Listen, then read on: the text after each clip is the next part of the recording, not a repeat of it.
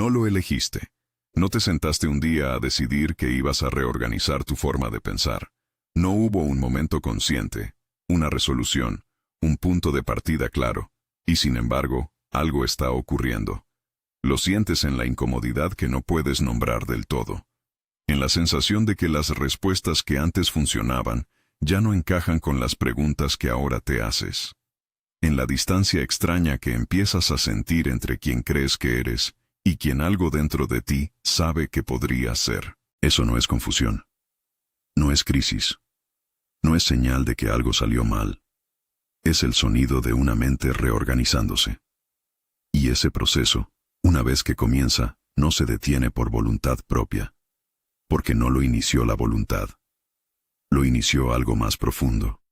Algo que opera por debajo del nivel de las decisiones conscientes, en la capa donde la mente evalúa continuamente si la arquitectura con la que opera es suficiente para la vida que está viviendo. Y en algún momento, sin anunciarlo, esa evaluación arrojó un resultado que lo cambió todo.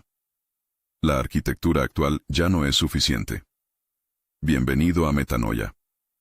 Lo que vas a entender en los próximos minutos no es una colección de ideas interesantes. Es un mapa del proceso que ya está ocurriendo dentro de ti. Y tener un mapa de un territorio que estás atravesando cambia completamente la experiencia de atravesarlo. Eso es exactamente lo que este video existe para darte. Para entender lo que está ocurriendo en tu mente ahora mismo, necesitas entender algo sobre cómo funciona la mente en condiciones normales. El cerebro humano tiene una función primaria que no es pensar, no es crear, no es razonar, es predecir. El cerebro es fundamentalmente una máquina predictiva. Su trabajo principal, el que consume la mayor parte de su energía y recursos, es generar modelos del mundo que le permitan anticipar lo que va a ocurrir y preparar respuestas antes de que ocurra. No reaccionar. Anticipar. Para hacer esto con eficiencia, el cerebro construye estructuras, patrones, mapas internos de cómo funciona la realidad basados en la experiencia acumulada. Cada vez que una predicción resulta correcta, el patrón que la generó se fortalece. Cada vez que resulta incorrecta, el sistema registra el error y ajusta. En condiciones normales, este proceso es extraordinariamente eficiente. Permite que navegues por la vida con un mínimo de esfuerzo consciente. Que tomes miles de decisiones diarias sin tener que pensar en cada una. Que respondas a situaciones complejas con una velocidad que ningún proceso de razonamiento consciente podría igualar. Pero tiene una limitación fundamental. Los mapas que el cerebro construye para predecir el mundo no son el mundo. Son representaciones del mundo basadas en experiencia pasada. Y cuando el mundo cambia, cuando tú cambias, cuando la vida que estás viviendo se vuelve suficientemente diferente de la vida para la que esos mapas fueron construidos, los patrones empiezan a fallar. Las predicciones empiezan a ser incorrectas con una frecuencia que el sistema no puede ignorar. Y cuando eso ocurre, cuando el volumen de errores de predicción supera un umbral crítico, el cerebro entra en un estado que los neurocientíficos llaman actualización de modelo.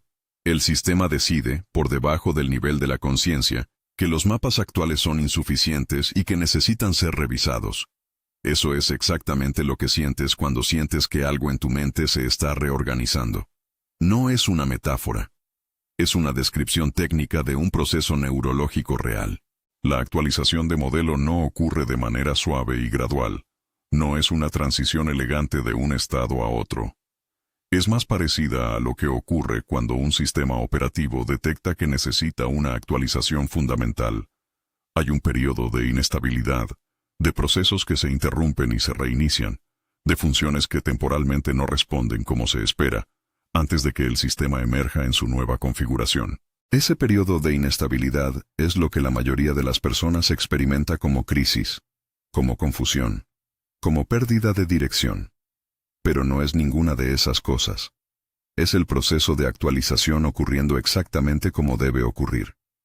El problema es que nadie te dio el manual. Nadie te explicó que la incomodidad que sientes tiene una estructura, que sigue un patrón, que tiene fases identificables, que lo que se siente como caos desde adentro es, visto desde afuera con el conocimiento correcto, un proceso de una elegancia extraordinaria.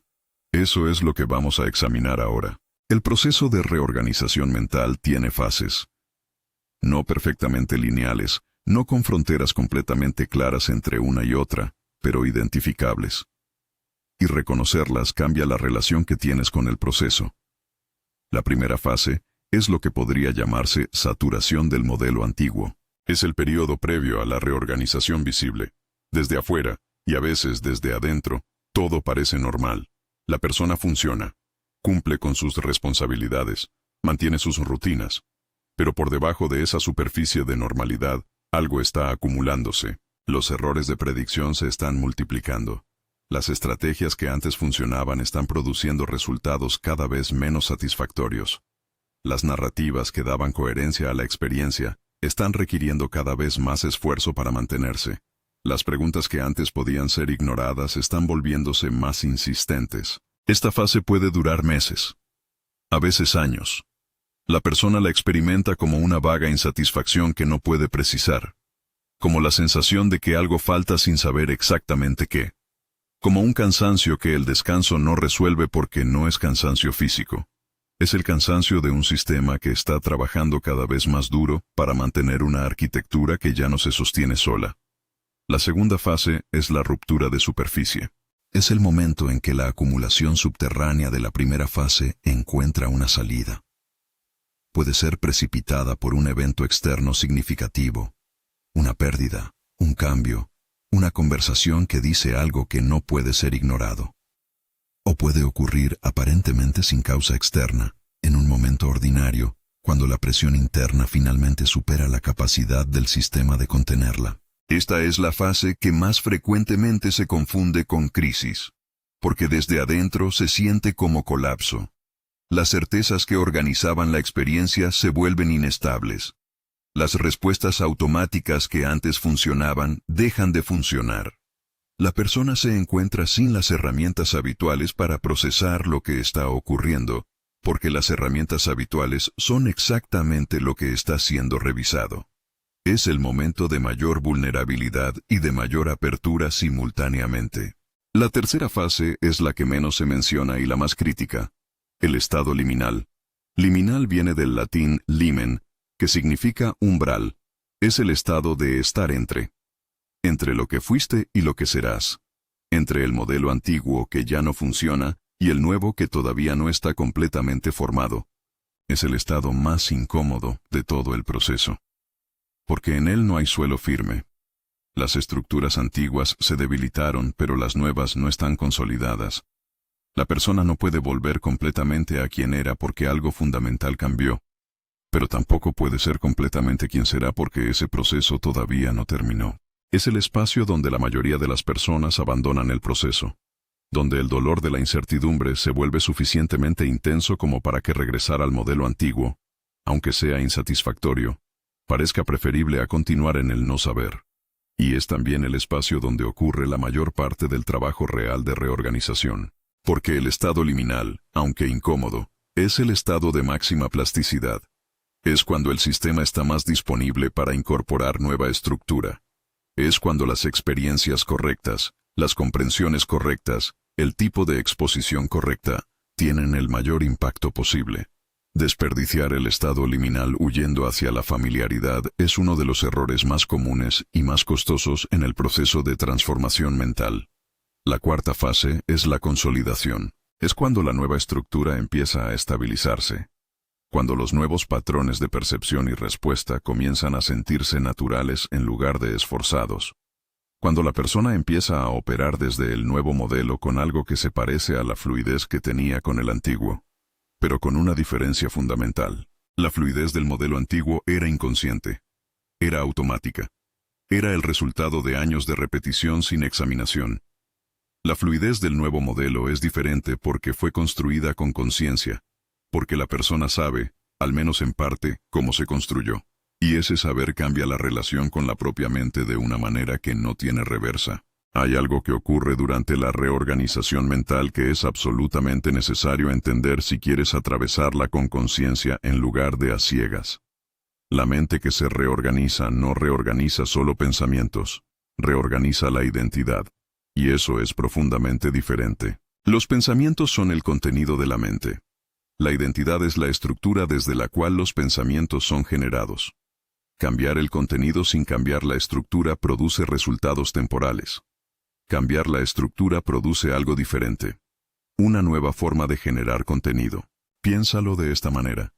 Si tienes un filtro de agua que produce agua con cierto sabor, y limpias el agua que ya pasó por el filtro, el sabor cambia temporalmente. Pero el próximo litro de agua que pase por el filtro va a tener el mismo sabor que antes, porque el filtro no cambió. La terapia cognitiva conductual clásica a veces comete este error.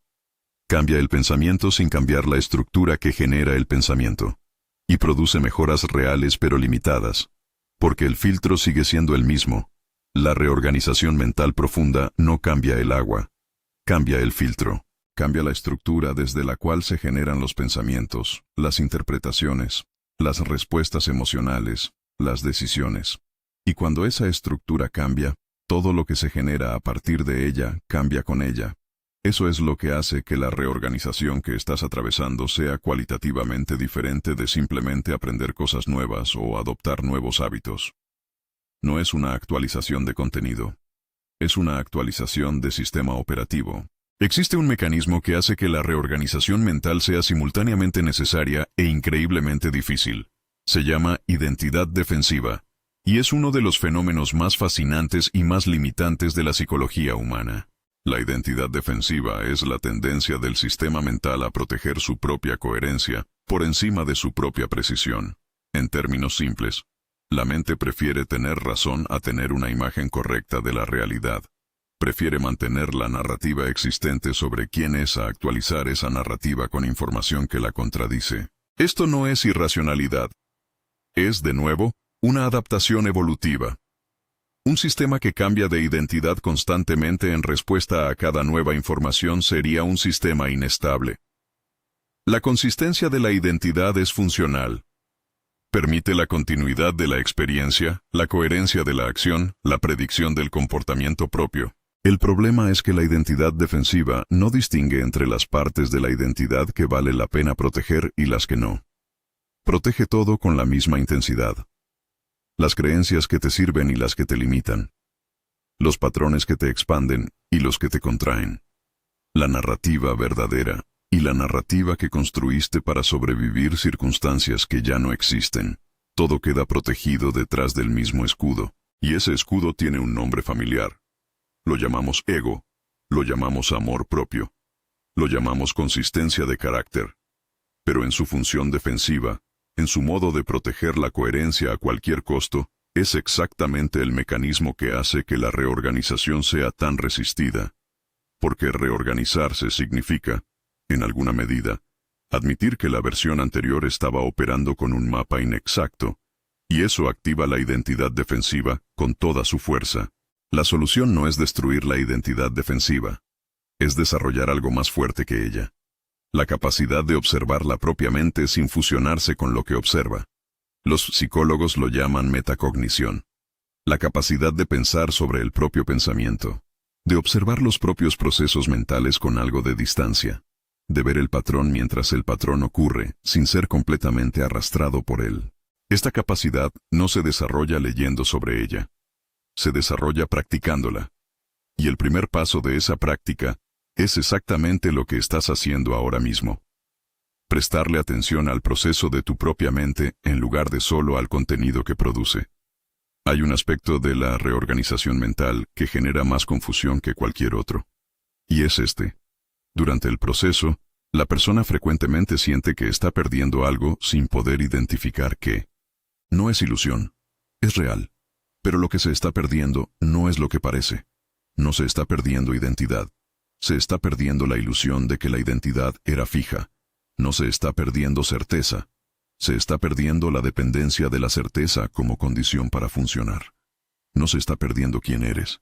Se está perdiendo la versión demasiado estrecha de quién creías que eras. Y esas pérdidas, aunque reales, aunque merezcan su propio duelo, son el precio de algo que no tiene equivalente en el otro lado de la balanza. La libertad de una mente que se sabe capaz de reorganizarse.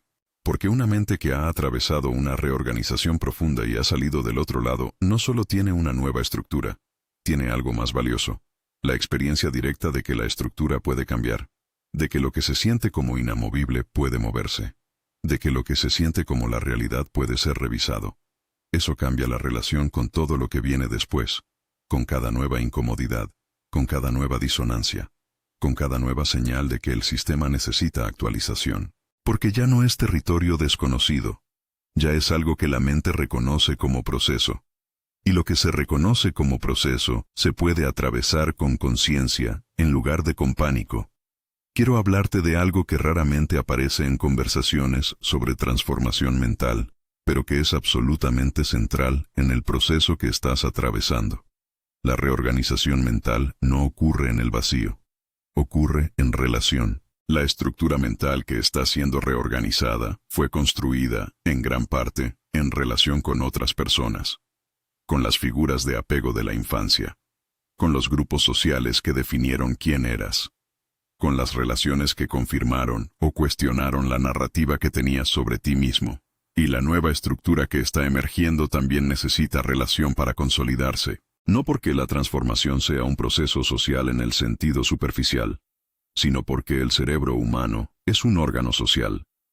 Sus estructuras más fundamentales, las que regulan la emoción, la identidad, la percepción de seguridad, fueron diseñadas evolutivamente para operar en contexto de relación. Lo que esto significa en términos prácticos es que el ambiente relacional en el que atraviesas una reorganización mental importa enormemente. Las personas que te rodean durante este proceso, las conversaciones que tienes, las ideas a las que te expones, el tipo de presencia que encuentras en tu entorno, todo esto no es el telón de fondo de tu transformación, es parte activa de ella. Una mente en reorganización expuesta a un entorno que confirma y refuerza la estructura antigua va a tener una resistencia mayor para consolidar la nueva. No imposible, pero más difícil, más lento, con más regresiones. Una mente en reorganización expuesta a ideas, perspectivas y presencias que son coherentes con la nueva estructura que está emergiendo, tiene un camino más fluido. No sin obstáculos, no sin las fases inevitables del proceso, pero con una dirección más clara y un ritmo más sostenido. Esto no es argumento para abandonar tus relaciones existentes, ni para construir una burbuja de confirmación de tus nuevas ideas. Es argumento para ser consciente de qué tipo de alimento le estás dando a una mente que está en proceso de reorganización. Porque la mente que se reorganiza es una mente hambrienta. Hambrienta de nueva estructura, de nueva comprensión, de experiencias que sean coherentes con lo que está emergiendo en lugar de con lo que está siendo dejado atrás. Darle ese alimento no es un lujo.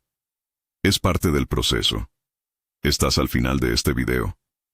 Y si algo en ti reconoció lo que describimos aquí, si algo resonó no solo como información interesante, sino como descripción de algo que estás viviendo realmente, eso tiene un significado que vale la pena no minimizar. La mente que reconoce su propio proceso de reorganización, en una descripción de ese proceso, es la mente que ya tiene suficiente distancia de sí misma para observarse. Y esa distancia, esa capacidad metacognitiva que permite ver el propio proceso desde afuera, es exactamente lo que hace posible atravesarlo con conciencia. No eres víctima de lo que está ocurriendo en tu mente, eres su observador. Y cada vez más, su arquitecto. Algo en tu mente se está reorganizando. No como metáfora, no como figura retórica, como proceso real, neurológico, identificable, con fases y con dirección. Y ese proceso, aunque incómodo, aunque desorientador en sus momentos más intensos, es la señal más clara que existe de que una mente está viva en el sentido más profundo de esa palabra. Viva no como sinónimo de que funciona, viva como sinónimo de que crece, de que actualiza, de que no acepta la versión actual de sí misma como la versión definitiva. Eso es lo que está ocurriendo en ti. Y metanoia existe para acompañar exactamente ese proceso. No con fórmulas, no con sistemas de 5 pasos, con la profundidad, la precisión y la honestidad que un proceso real merece. Suscríbete si sientes que esto no fue solo información, porque probablemente no lo fue. Algo en tu mente se está reorganizando, y ahora sabes exactamente lo que eso significa. Eso es metanoia.